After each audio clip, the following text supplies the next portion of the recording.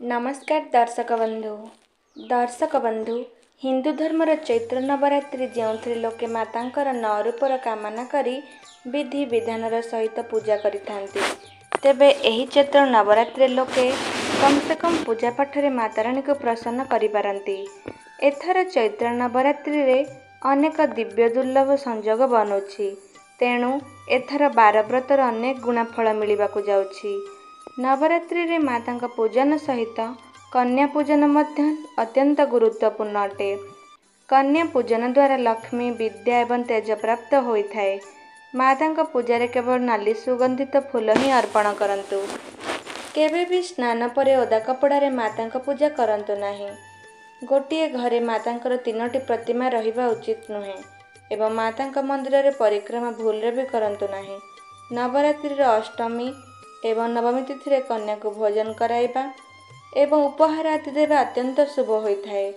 कन्या प्रसन्न हेले माताराणी प्रसन्न होइछंती बोली कुहा जाए। अष्टमी और नवमी रे 9 कन्या को पूजा करिवार नियम रहिछि। जदि एहा न करि पारंती तेबे एक सहज उपाय करि परिबे।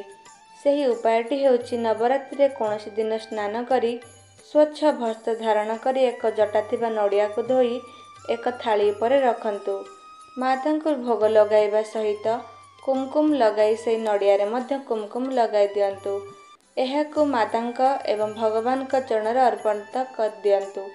मातांको निजर सबु समस्या जणाई दियंतु।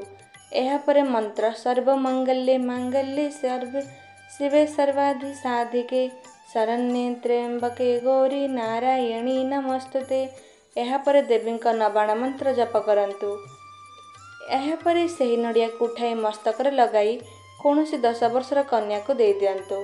नडिया देबा परे कन्यार पाद छुई प्रणाम करंतु। नवरात्रि कन्या को श्रीफल देले आपनको आपणकर शुभ कर्मर फल प्राप्त होइथाए। तेबे दर्शक बंधु एही उपाय करी माताराणी का आशीर्वाद प्राप्त करंतु। आशा करूछि आपण मानक मोर एही वीडियोटी निश्चय पसंद आसीथिबो।